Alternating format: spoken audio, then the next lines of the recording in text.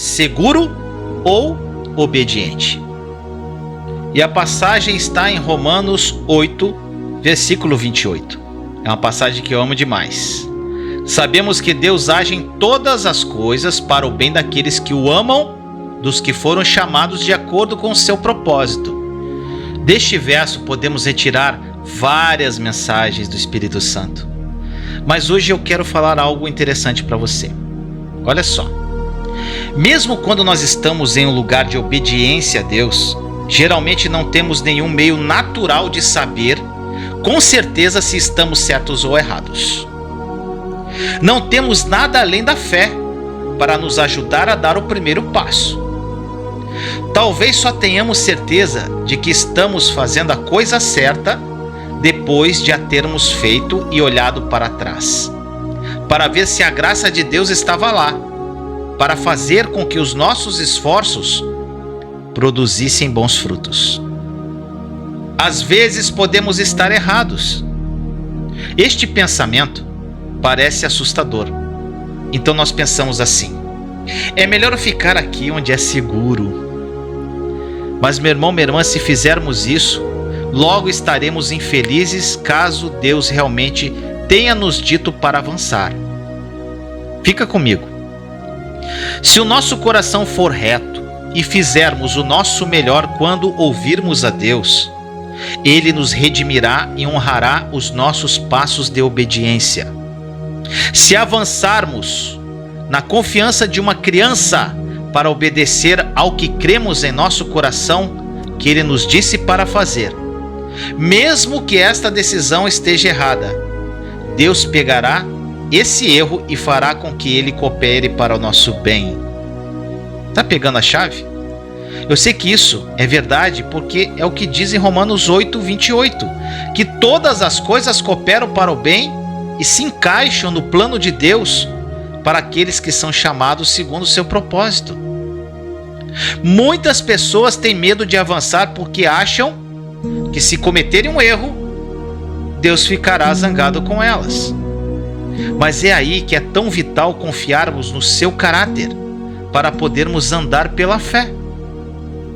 As pessoas que têm medo demais para obedecer já são tão infelizes que não podem piorar a sua situação se avançarem e tentarem fazer o que Deus lhe está mandando fazer. Olha só, você precisa perceber que só encontrará paz se você sair da sua zona de conforto e testar aquilo que você acredita que Ele disse a você. O que Ele disse para você fazer? Dê passos e teste. Essa é a única maneira de descobrir, por muitas vezes, se você está certo ou errado sobre ter ouvido a voz de Deus. Passos de fé. A minha vida é muito assim. Eu tenho que avançar para descobrir. Muitas coisas na minha vida foram assim, que não era tão claro o que Deus queria que eu fizesse. E eu comecei a dar passos de fé, seguindo o meu coração. A paz é o árbitro do coração. Dê passos de fé. Se você não sentir paz, recue. Mas eu exorto você com esta verdade. Não desperdice toda a sua vida jogando o jogo da segurança. A segurança ela é muito confortável, mas ela pode impedir que você atinja o plano perfeito de Deus para a sua vida. Confie na sua palavra e mantenha seu coração disposto e pronto para obedecer. Ao longo da vida, você descobrirá que Deus nos chama regularmente para sairmos da nossa zona de conforto e assumirmos novas posições de fé e de crescimento nele. Que esta mensagem tenha falado profundamente ao seu coração. Vamos orar? Papai amado, muito obrigado por mais uma palavra viva, pelo seu amor incondicional por nós, pela tua paz, por tudo que o Senhor fez através de Jesus naquela cruz do Calvário. Jesus amado, obrigado pelo teu sacrifício, pela nova aliança, por ter selado esta nova aliança com o papai e entramos nela pela fé. Senhor, durante a minha caminhada cristã, muitas vezes eu tive que dar passos de fé e até hoje eu faço isso. E quando nós entramos numa zona de segurança e conforto, Senhor, acabamos não cumprindo os propósitos que o Senhor tem para nós. Que os meus irmãos entendam que eles têm que sair da inércia. Eles têm que dar passos, seguir o coração. A partir do momento que não sentirem paz, eles recuam. Foi assim que eu conquistei muitas coisas, Senhor, muitos propósitos que o Senhor me deu.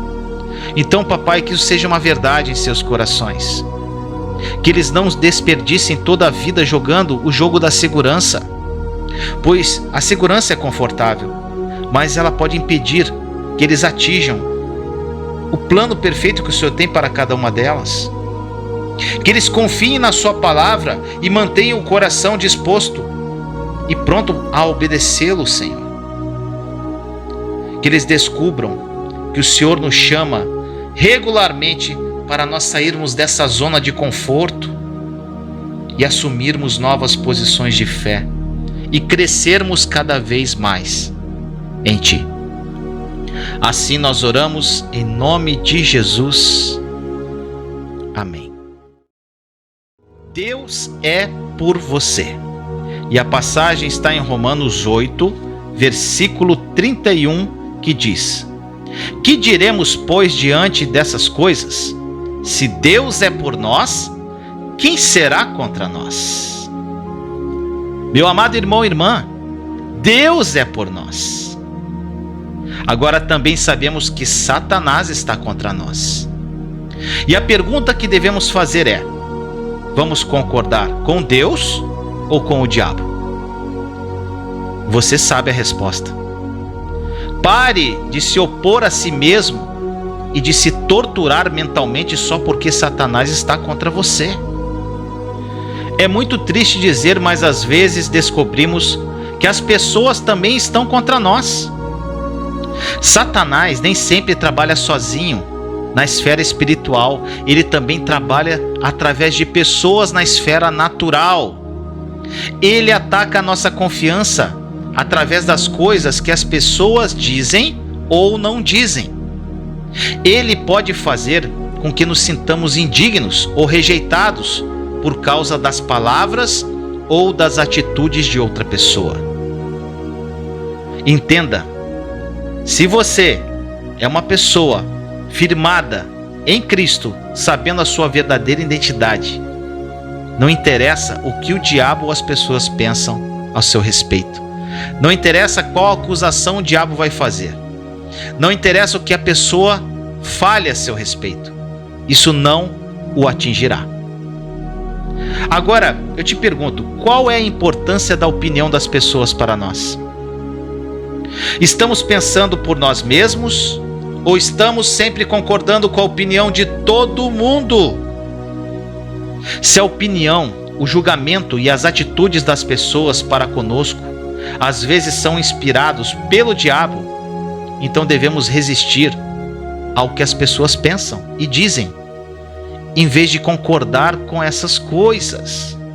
Se sabemos que Deus é por nós, então não deve importar o modo como nos sentimos ou o modo como as outras pessoas pensam ao nosso respeito.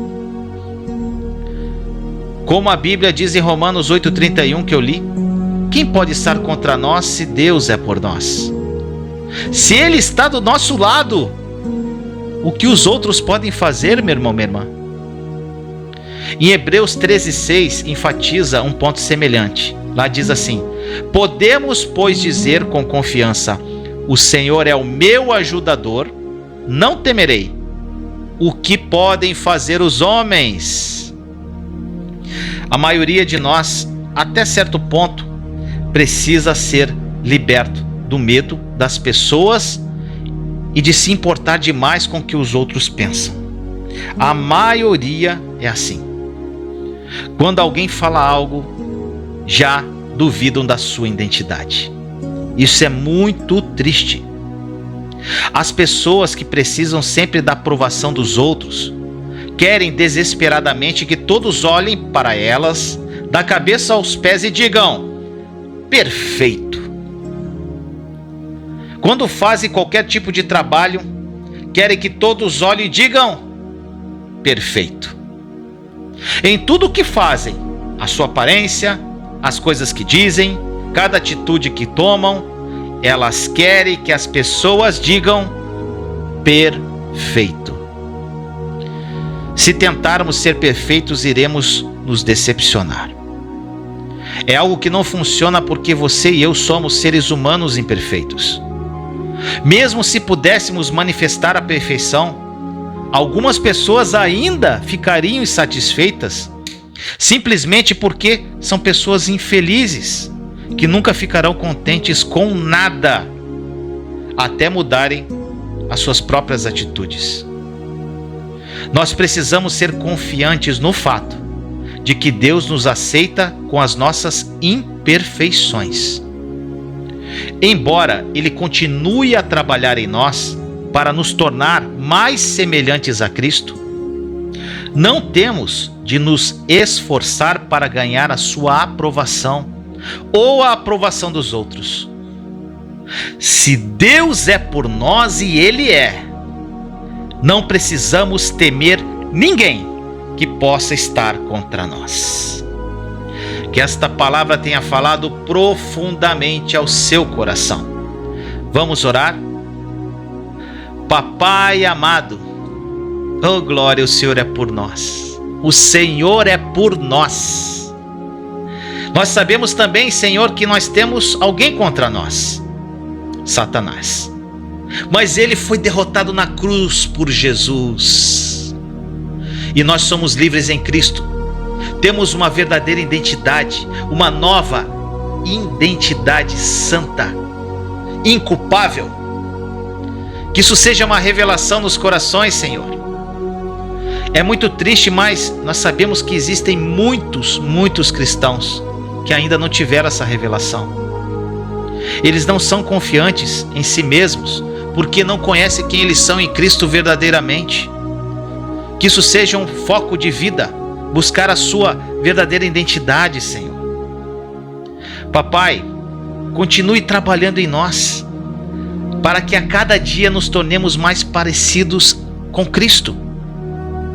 Senhor, nós não precisamos mais nos esforçar para ganhar a sua aprovação ou a aprovação dos outros, porque nós sabemos quem nós somos em Ti, Papai. Nós sabemos quem nós somos em Cristo Jesus, porque o próprio Espírito Santo nos revela quem somos. Senhor, o Senhor é por nós e somos muito gratos por isso.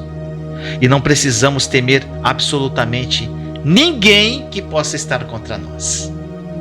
Assim nós oramos em nome de Jesus. Não há condenação em Cristo.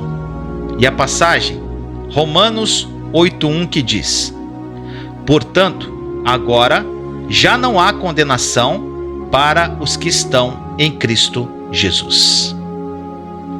Meu irmão, minha irmã, embora essa passagem seja muito clara e nos ensine que não há condenação para aqueles que estão em Cristo, muitos cristãos ainda têm grande dificuldade com a culpa e com a condenação.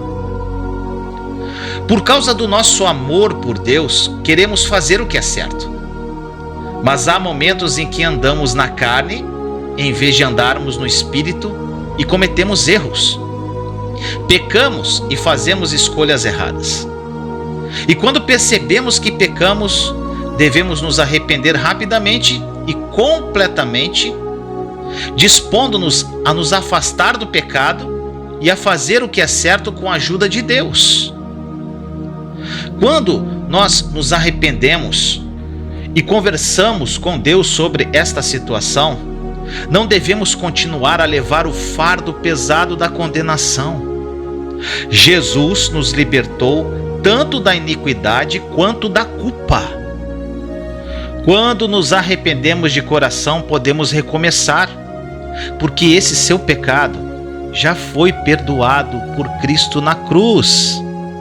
Além disso, Deus, ele se esquece e remove o nosso pecado para tão longe quanto o Oriente está distante do Ocidente.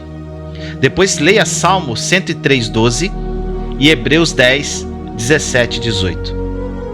Entenda, Jesus morreu como o perfeito sacrifício pelo pecado, e nenhum outro sacrifício é ou jamais será necessário.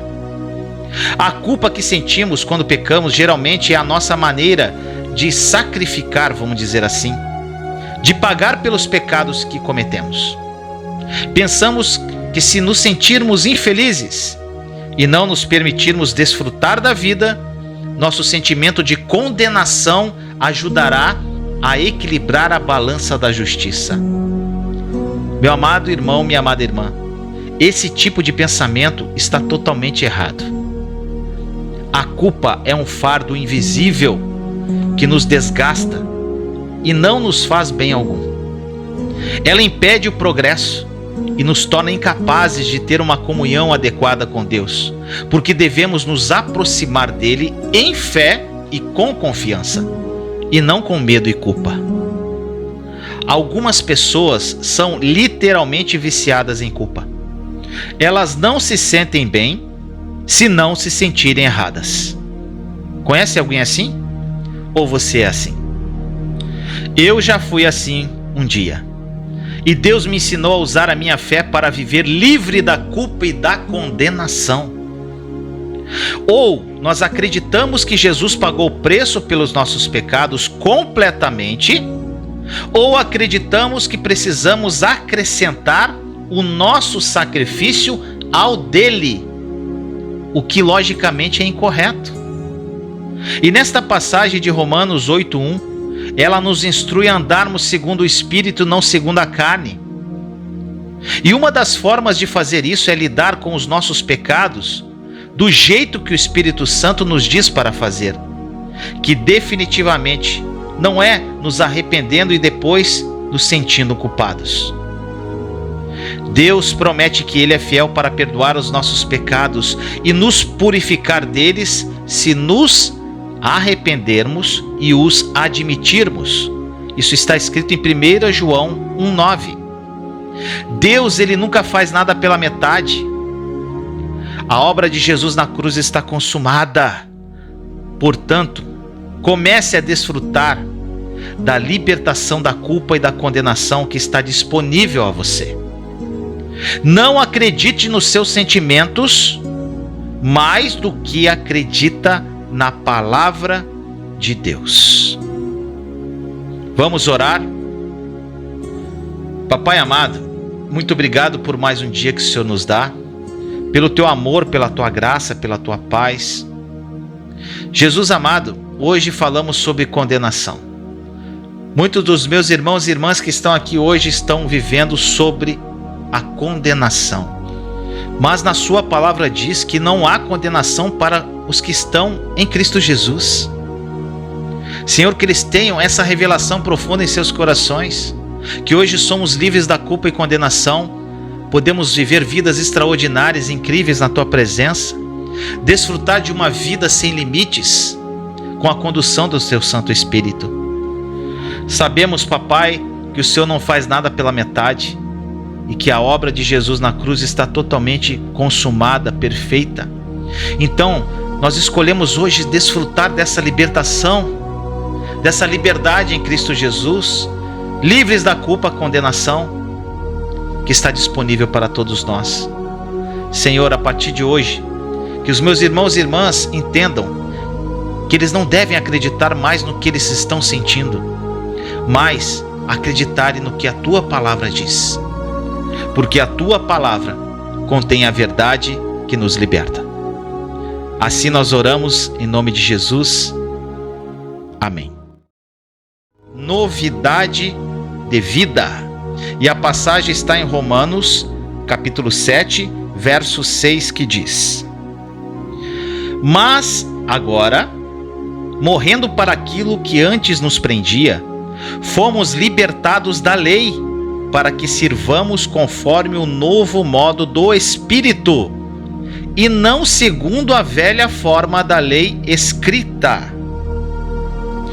Meus amados, isso é muito claro. A velha aliança, ela terminou e foi substituída por uma aliança nova e melhor.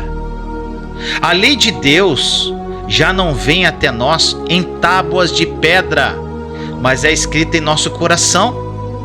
Já não vivemos sob a lei que nos diz qual é a vontade de Deus. Agora vivemos debaixo da graça, que nos capacita a fazer a vontade de Deus, porque queremos e não apenas porque é a lei. Tá pegando a chave? A lei ministra a morte, mas a graça ministra a vida. A graça é o poder do Espírito Santo em nossa vida, nos capacitando a fazer o que Deus nos instrui. É pela graça, por esse poder de Deus, através da fé, que fomos salvos e feitos participantes da salvação de Cristo. E nesta passagem que eu li no começo do devocional, ensina que devemos ser guiados pelos impulsos internos do Espírito Santo. O Espírito Santo, ele vive em nós e ele quer que permitamos voluntariamente que ele nos conduza, nos guie e nos controle. Quando nos submetemos aos seus impulsos, experimentamos a novidade de vida. Oh, glória! A lei só nos dá regras e regulamentos e nos sentimos culpados e condenados quando não as seguimos. Mas o Espírito nos dá não apenas o desejo de fazer o que é certo, mas também a capacidade e um novo zelo para fazer isso. O Espírito nos capacita a servir a Deus com entusiasmo e não movidos por um sentimento de obrigação. Aprender a ser guiado pelo Espírito Santo deve ser um dos principais objetivos de todo cristão, de todo crente em Jesus Cristo. Somente o Espírito Santo conhece a mente de Deus com relação às nossas vidas e às nossas circunstâncias. E Ele revelará a vontade de Deus a nós e nos conduzirá à plenitude, à medida que seguirmos diligentemente os seus apelos. Impulsionar significa lembrar ou dar um sinal. Não indica força, controle ou manipulação. Quando alguém nos lembra de fazer algo que esquecemos ou que corremos o risco de esquecer, ainda podemos escolher se vamos agir ou não de acordo com aquele sinal. E o Espírito Santo, ele é um cavalheiro e nunca se imporá, nem vai impor a vontade de Deus. Deus, ele coloca diante de cada um de nós a vida e a morte e nos incentiva a escolhermos a vida, para que nós e nossos descendentes possamos ter a vida que ele planejou cuidadosamente para nós. Eu encorajo você, meu irmão, minha irmã, a aprender tudo o que puder sobre como ser guiado pelo Espírito Santo, porque fazer isso é uma bênção e um privilégio e um ato de obediência para todos os cristãos. Que esta mensagem tenha falado profundamente ao seu coração. Vamos orar? Senhor amado, muito obrigado por mais um dia que o Senhor nos dá, pelo teu amor, pela tua graça, pela tua paz. Deus amado, hoje falamos sobre novidade de vida. Que meus amados irmãos e irmãs entendam que para viverem vidas extraordinárias, incríveis, a vida que Jesus morreu para que eles vivessem, eles precisam ser conduzidos pelo Espírito Santo. Que isso seja um foco na vida deles, Senhor. Que seja o principal objetivo de busca cristã. Porque através da condução do Espírito Santo, Senhor, nós viveremos a tua vontade, que é maravilhosa. Muito obrigado, Senhor. Romanos 7,6 é uma passagem que nos fala muito ao coração. Que nós devemos morrer a tudo aquilo que nos prendia, porque nós fomos libertados da lei. Hoje nós vivemos sob uma nova aliança, que foi selada entre o Senhor e Jesus, e nós entramos nela pela fé, Senhor. Nós agradecemos, Jesus, pelo teu sacrifício vivo.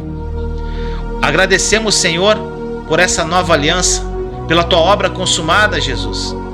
E hoje nós vivemos vidas abundantes, incríveis e maravilhosas. Muito obrigado, Jesus. E Espírito Santo, Espírito da verdade, revela aos corações dos meus irmãos e irmãs a verdade que liberta, Senhor, porque só o Senhor, Espírito Santo, é que carrega a verdade em si. Muito obrigado. Assim nós oramos em nome de Jesus. Amém. Desfrute da sua liberdade. E a passagem está em Romanos 6,18, que diz: vocês foram libertados do pecado e tornaram-se escravos da justiça. Oh, glória a Deus demais. Ela está dizendo que nós cristãos fomos libertos do pecado. Como filhos de Deus, devemos experimentar a gloriosa liberdade que Jesus morreu para nos dar. Liberdade para desfrutar de tudo que Deus nos deu através do seu Filho Jesus. Contudo, meu irmão, minha irmã, Satanás, ele tenta nos roubar a possibilidade de desfrutarmos das nossas vidas. Como? Ele nos acusa, nos condena e faz com que nos sintamos inseguros, porque sabe que não podemos desfrutar da vida e, ao mesmo tempo, ter sentimentos negativos a respeito de nós mesmos. Graças a Deus, porque podemos sair desta armadilha e começar a desfrutar da nossa liberdade, comprada pelo sangue de Cristo.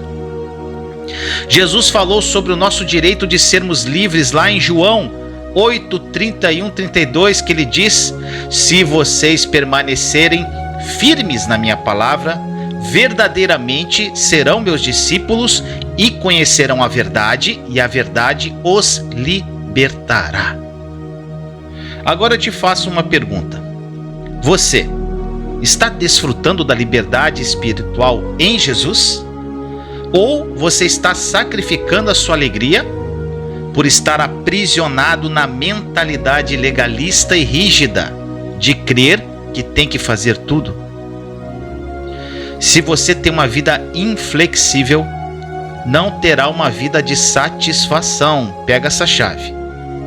Eu sei disso por experiência própria.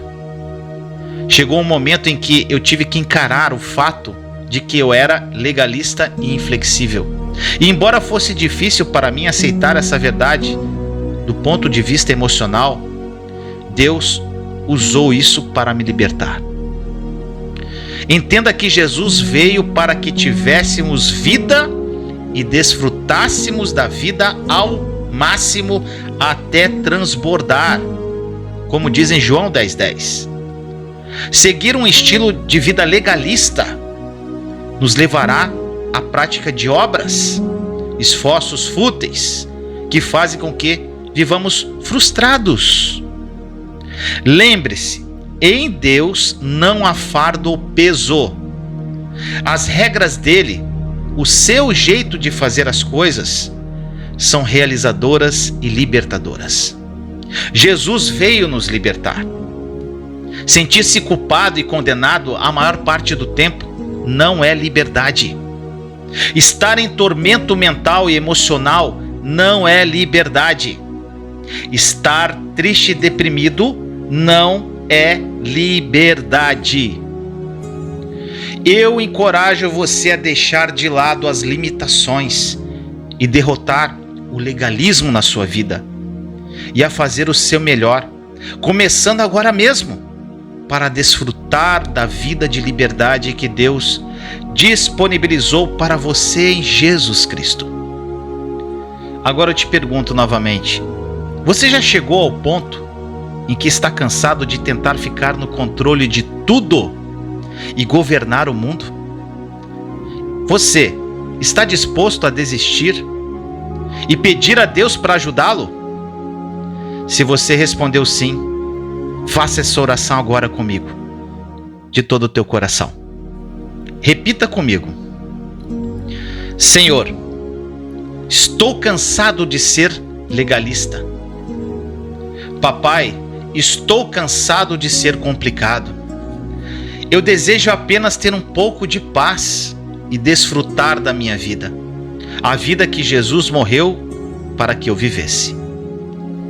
Portanto, Senhor, eu me aproprio da tua força, da tua coragem, para desejar fazer o que é certo aos teus olhos, Senhor. Eu me rendo totalmente à condução do Espírito Santo e coloco a minha confiança totalmente em Ti. Assim eu oro em nome de Jesus. Amém. Pense como Deus pensa. E a passagem está no livro de Provérbios, capítulo 23, versículo 7, que diz: porque como imagina em sua alma, assim ele é. Meu irmão e minha irmã, o livro de Provérbios ensina que nós nos tornamos aquilo que pensamos. E eu certamente tenho aprendido esta verdade ao longo dos anos. De fato, aonde a mente vai, o homem a segue. Um dos primeiros princípios que os cristãos devem aprender, se pretendemos andar em verdadeira vitória, é que as nossas mentes têm de ser renovadas de acordo com a palavra de Deus. Precisamos aprender a pensar como Deus. É pena que acreditemos em muitas coisas que simplesmente não são verdade. Por exemplo, algumas pessoas acreditam que não tem valor porque alguém lhes disse isso, ou as tratou de uma maneira que as fez se sentirem inúteis e desvalorizadas.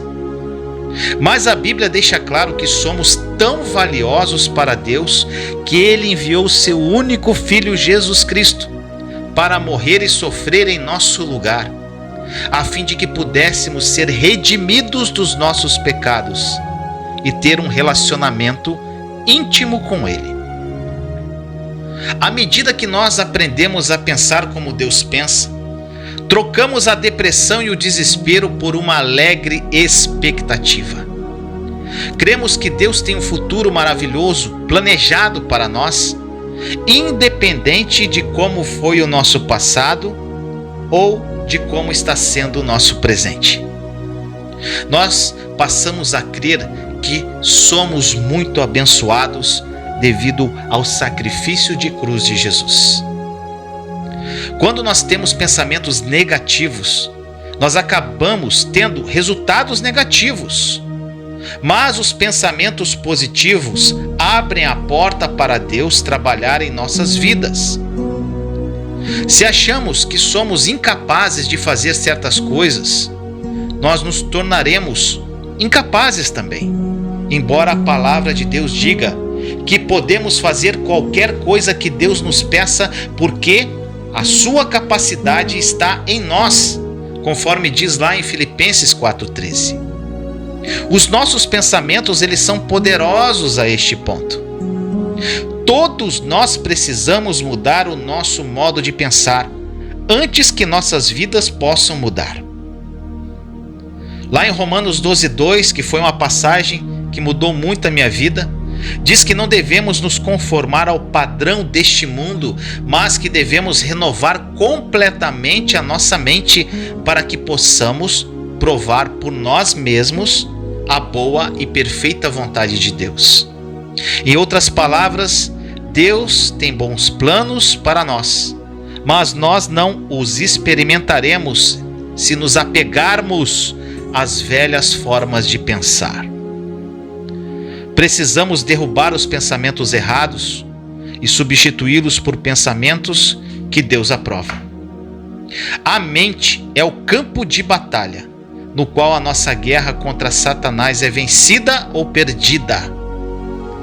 Entenda que Satanás é um mentiroso, enganador e derrotado. As suas mentiras se tornam nossa realidade somente quando acreditamos nelas. Então pare de permitir que a sua mente seja um depósito de lixo de Satanás. E em vez disso, torne-a disponível para as ideias de Deus. Então você desfrutará de uma vida que vale a pena viver e terá o testemunho de dar bons frutos para a glória de Deus. Que esta mensagem tenha falado profundamente ao seu coração. Vamos orar? Senhor amado, muito obrigado por mais um dia que o Senhor nos dá, pelo teu amor, pela tua graça, pela tua misericórdia, pelo teu zelo por todos nós. Senhor, falamos hoje sobre pensamento, sobre mudar a mente, sobre a passagem de Romanos 12:2 que mudou muito a minha vida, e de Provérbios. Tantas mensagens na tua palavra que dizem sobre mudar a nossa mente e coração. Através disso, Senhor, nós viveremos os planos perfeitos que o Senhor tem para cada um de nós. Que muitos dos meus irmãos e irmãs que estão aqui comigo entendam que precisamos pensar como o Senhor pensa. Então faça, Senhor, que nós pensemos como o Senhor pensa, que nós tenhamos um coração que se agrade pelo que o seu coração se agrada, papai. Nós agradecemos por esse momento vivo de tantas pessoas serem ministradas por ti através desta palavra, Senhor. E que isso seja uma verdade profunda em seus corações. Espírito Santo, revela a verdade que liberta os corações dos meus irmãos e irmãs. Eles estão aqui, e pelo fato de estarem aqui, eles querem mudar as suas vidas. Então, Espírito Santo, agora é o momento de falar com eles. Que seja uma explosão no coração de cada um deles da importância de renovação da mente, para que vivamos vidas extraordinárias. Assim nós oramos em nome de Jesus. O poder em sua boca. E a passagem está em Provérbios, capítulo 18, versículo 21, que diz: a língua tem poder sobre a vida e sobre a morte. Os que gostam de usá-la comerão do seu fruto. Meu irmão, minha irmã, Provérbios 18, 21 é um versículo que conheço há muitos anos e com o qual eu estou muito familiarizado. Mas todas as vezes que leio, eu sou muito abençoado. Eu não creio que possamos exagerar na leitura do mesmo, conhecê-lo bem mais e aplicar essa passagem além da conta. Como você pode observar ao ler, ele nos ensina que a língua tem poder sobre a vida e sobre a morte, e que aqueles que gostam de usá-la comerão do seu fruto, seja ela para a morte ou para a vida. Basicamente, o escritor de Provérbios está dizendo nessa passagem: todas as vezes que você abre a boca, está ministrando morte ou vida. E o que quer que você esteja servindo, isso é o que você vai comer. Pesado, né? Nós conhecemos aquela expressão: você vai ter que engolir as suas palavras. Você já não ouviu isso? E Provérbios 18, 21 confirma esta verdade. As palavras que dizemos têm poder para influenciar as nossas vidas. Na verdade, você pode estar comendo as suas palavras agora mesmo. E talvez seja por isso que você não está feliz com a sua vida. A sua boca pode estar lhe trazendo muitos problemas, meu amado irmão e irmã. Nesta passagem ainda, ela ensina que as palavras são tremendas. Elas são receptáculos de poder, carregam uma força que dá vida ou uma energia destrutiva. Quando eu faço os meus vídeos aqui no canal ou as minhas lives, eu pronuncio palavras, e aqueles que as ouvem recebem vida. Vida nos seus relacionamentos, vida nos seus ministérios, vida nos seus pensamentos e em todas as áreas nas quais Deus me usa para falar. Eu recomendo também que você compre um livro chamado Eu e Minha Boca Grande, da nossa querida Joyce Meyer, que trata das palavras que dizemos e como fazer com que elas trabalhem para nós e não contra nós. O subtítulo deste livro é Sua Resposta Está Bem Debaixo do Seu Nariz. Olha só, talvez você esteja pronunciando desesperadamente uma resposta para o que está acontecendo na sua vida? Você acredita, ainda que remotamente ser possível, que a sua resposta esteja em mudar o seu modo de falar? Reflita sobre isso. Vá em frente e experimente. Eu conheço a verdade de Provérbios 18, 21 e eu experimentei muitas vezes em minha própria vida. Eu creio que se você começar a proferir palavras positivas e encorajadoras, de vida e bênção, você também será abençoado. Pode ter certeza disso. Que esta mensagem tenha falado profundamente ao seu coração. Vamos orar? Papai amado, muito obrigado por mais um dia que o Senhor nos dá, pelo teu amor, pela tua graça, pela tua misericórdia, pela sua presença viva em nossas vidas. Senhor amado, a passagem de hoje é sobre o poder estar em sua boca. Essa passagem de Provérbios, ela fala muito comigo e eu tenho certeza que falou muito com os meus irmãos e irmãs. O poder das palavras está em nossa boca. Senhor, que os meus irmãos e irmãs entendam que a língua tem poder sobre a vida e sobre a morte, e muitas vezes a vida deles pode estar um caos devido às palavras que eles proferiram ou têm proferido. Que eles tenham essa revelação no coração através do seu Santo Espírito e que suas vidas nunca mais sejam as mesmas. Assim nós oramos em nome de Jesus. Fortaleça o fraco. E a passagem está em Provérbios 18, versículo 14, que diz: o espírito do homem o sustenta na doença, mas o espírito deprimido, quem o levantará? Forte isso, não é? Mas você percebeu o que esta passagem está dizendo? Olha só, a despeito do que aconteça na vida de uma pessoa, ela pode suportá-lo se tiver um espírito forte para sustentá-la nesses tempos de dificuldade. Mas se o seu espírito for fraco ou deprimido, ela terá muita dificuldade para suportar qualquer coisa na vida. Você sabe o que há de errado com muitas pessoas no corpo de Cristo hoje em dia? Por que elas parecem não conseguir lidar com seus problemas? Não é porque os problemas delas sejam piores do que os das outras pessoas. É porque elas são fracas de espírito. Olha só, a Bíblia diz que devemos suportar as fraquezas dos fracos. Olha essas passagens. Romanos 15:1. Nós que somos fortes devemos suportar as fraquezas dos fracos e não agradar a nós mesmos. 1 Tessalonicenses, capítulo 5, versículo 14. Exortamos vocês, irmãos, a que advirtam os ociosos, confortem os desanimados, auxiliem os fracos, sejam pacientes para com todos. Ainda lá em Romanos 12:8, nos diz que um dos dons ministeriais que Deus dá à igreja é o dom de encorajar ou animar.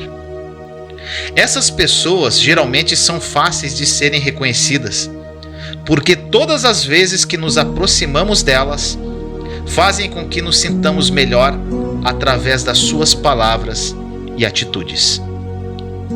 Parece que apenas vem delas naturalmente essa habilidade para elevar o moral, encorajar e fortalecer os outros com a sua simples presença e personalidade. Se você é como eu e não se atreveria a dizer que é alguém naturalmente dotado para dar ânimo às pessoas, então crie o hábito de ser mais encorajador. Foi isso que eu fiz. Esse tipo de procedimento não apenas permite que as pessoas se sintam melhores, como também aumenta o meu nível de alegria. Todos nós podemos fazer elogios e todos nós podemos dizer pelo menos obrigado. Todos podemos nos recusar a fazer calúnias e permitir que coisas más saiam da nossa boca para destruir as pessoas. Então, todos nós podemos edificar, erguer e transmitir vida às outras pessoas. Que esta mensagem tenha falado profundamente ao seu coração. Vamos orar? Papai amado, muito obrigado por mais um dia que o Senhor nos dá, pelo teu amor, pela tua graça, por tudo que tu és. Obrigado, Jesus, pelo teu sacrifício vivo naquela cruz, por tudo que nós somos em ti hoje. Papai, hoje nós falamos sobre fortalecer o fraco. Tantos irmãos e irmãs que estão aqui comigo hoje, ouvindo esta oração e esse devocional, não conseguem encorajar a si mesmo e nem encorajar os outros. Que eles entendam, Senhor, que isso parte de uma decisão e posicionamento de cada um deles. Tudo já foi feito por nós na cruz de Jesus. Agora é a nossa vez de agir, Senhor.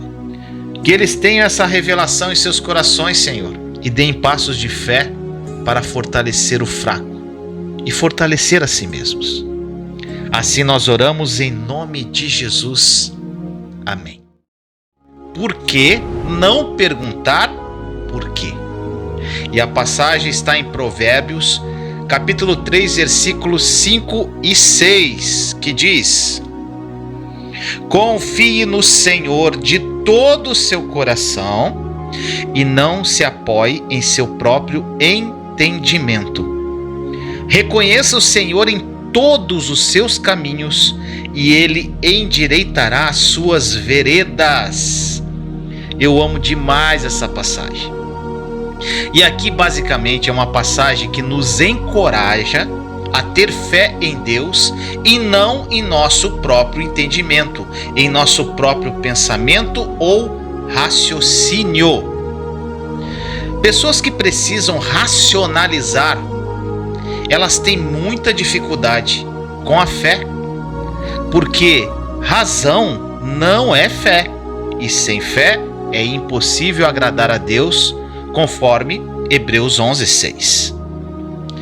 Eu posso ensinar sobre racionalismo para você, porque eu já fui muito racional. Eu era aquele homem que tinha que entender tudo.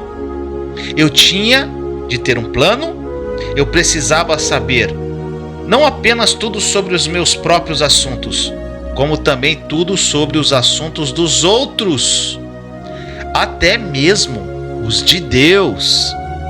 E eu perguntava continuamente: por que, Deus? Por quê? Quando, Deus? Quando? Olha só, em alguns aspectos eu tinha de racionalizar tudo, assim como os líderes religiosos dos tempos de Jesus.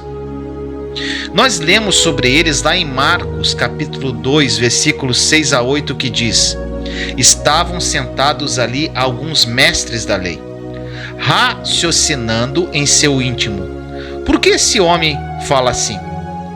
Está blasfemando. Quem pode perdoar pecados a não ser somente Deus? E Jesus percebeu logo em seu espírito que era isso que eles estavam pensando e lhes disse: por que vocês estão remoendo estas coisas em seu coração? Observe aqui que os escribas estavam raciocinando em seu íntimo.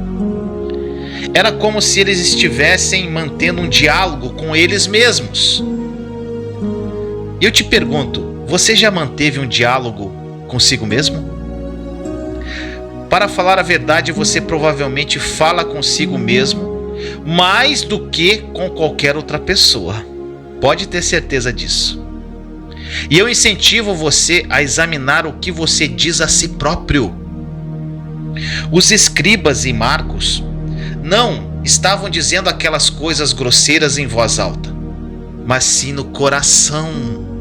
Faziam perguntas sobre Jesus para eles mesmos. E imediatamente Jesus ficou ciente no seu espírito acerca da argumentação, daquela racionalização e das ponderações deles, e chamou-lhes a atenção. Precisamos estar cientes de que tentar racionalizar tudo por conta própria é um problema. Este é um assunto sério com o qual precisamos lidar, assim como Jesus o fez no coração daqueles que o seguiam. Então peça a Deus para ajudar você a parar de racionalizar e comece a viver por fé, dependendo e confiando nele e não no seu próprio entendimento. Que esta mensagem tenha falado profundamente ao seu coração.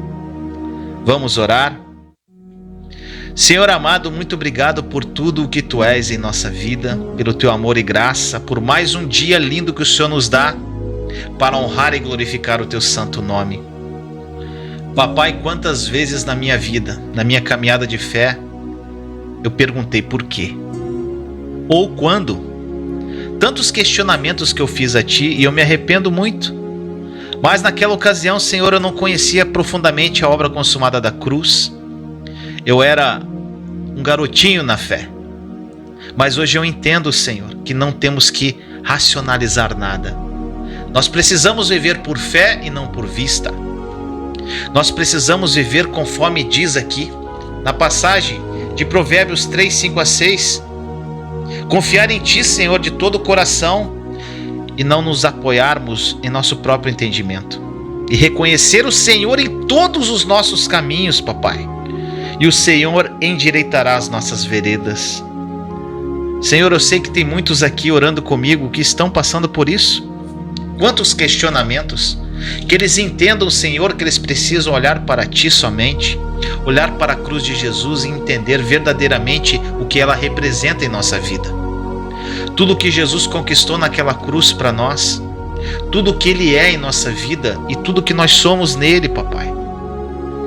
Peço que o coração dos meus irmãos e irmãs nesse momento seja tocado no mais profundo através do Seu Santo Espírito, para que esse entendimento seja vivo em suas vidas e eles vivam vidas extraordinárias.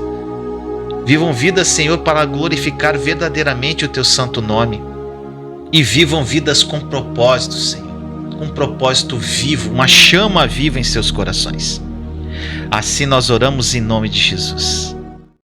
Os benefícios da sabedoria. E a passagem está em Provérbios, capítulo 4, versículo 5, que diz: Procure obter a sabedoria e entendimento. Não se esqueça das minhas palavras, nem delas se afaste. Meu irmão, minha irmã, esta passagem nos instrui a obter sabedoria e entendimento. E eu gostaria de compartilhar alguns dos resultados que você pode esperar ao aplicar a sabedoria à sua vida. A sabedoria sempre o conduzirá ao melhor de Deus. Isso é um fato. Ela ensina que você não conseguirá manter amigos se tentar controlar e dominar tudo que se passa em sua vida e na vida deles. Você não conseguirá cultivá-los se falar mal deles pelas costas ou espalhar seus segredos. A sabedoria diz assim: não diga coisas a respeito dos outros que você não gostaria que dissesse a seu respeito. A sabedoria o guiará nos assuntos financeiros. Você não entrará em dívidas se não gastar mais dinheiro do que ganha. Muitas pessoas nunca têm uma vida financeira frutífera porque acham que podem dirigir as suas vidas financeiras de qualquer forma. O Espírito Santo não precisa falar em voz audível para nos convencer de que não podemos ter mais dinheiro saindo do que entrando. A sabedoria nos diz que se isso acontecer, teremos problemas. A sabedoria ainda não permitirá que corramos risco em relação aos nossos compromissos se lhe dermos ouvidos. Independente do quanto estejamos ansiosos para realizar coisas, a sabedoria diz que precisamos dar tempo ao tempo e esperar em Deus para que Ele nos dê paz acerca do que devemos e não devemos fazer. Foi muito difícil para mim, no decorrer dos anos, dizer não a certas oportunidades para falar. Mas aprendi que não é sábio me esgotar tentando abraçar tantas atividades a ponto de não fazer um trabalho de qualidade. Para Deus, qualidade é mais importante do que quantidade. Pega essa chave. Muitas vezes a sabedoria nos leva a dizer não às coisas às quais gostaríamos de dizer sim. A sabedoria também pode nos levar a dizer sim a coisas às quais gostaríamos de dizer não. Por exemplo, se um amigo me convida para fazer algo que é extremamente importante para ele, e se eu recentemente tive que dizer-lhe não várias vezes, mesmo que eu não queira realmente aceitar o convite, pode ser sábio aceitá-lo se eu valorizo a sua amizade e desejo conservá-lo. A sabedoria, ela é nossa amiga. Ela nos ajuda a não vivermos nos lamentando. Eu creio que a coisa mais triste do mundo seria chegar à velhice e olhar para a minha vida e não sentir nada além de remorso, pelo que eu fiz ou pelo que eu não fiz. A sabedoria nos ajuda a fazer escolhas agora, pelas quais ficaremos felizes mais tarde. Que esta mensagem tenha falado profundamente ao seu coração. Vamos orar?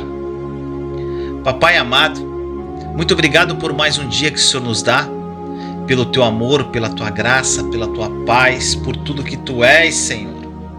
Senhor, na tua palavra que é tão poderosa diz que nós precisamos procurar obter sabedoria e entendimento e nunca esquecer das suas palavras e não se afastar delas.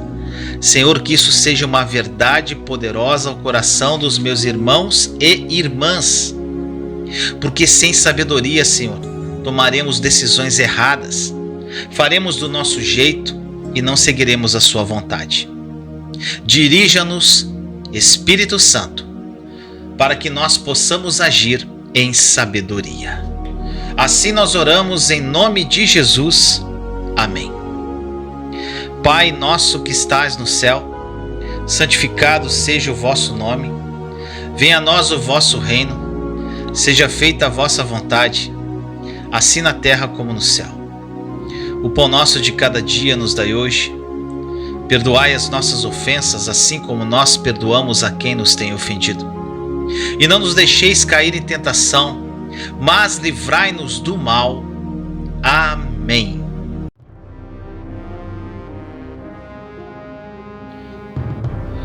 Nunca se esqueça que você não é o que acha que é, mas o que Deus diz que você verdadeiramente é. Em Cristo você é abençoado, você é amado, você é escolhido, você é perdoado, você é predestinado, você é selado, você é herdeiro, você é agraciado. Deus não nos vê como nós mesmos nos vemos. O plano dele para nós é bem maior do que podemos imaginar. Medite nas Escrituras e identifique quem você é em Cristo. A Bíblia fala que no mundo teríamos aflições, mas que devemos ter bom ânimo, pois ele venceu o mundo. E você também vencerá. Não por mérito seu, não, mas sim pela graça que sobre nós foi derramada pelo sangue de Jesus naquela cruz.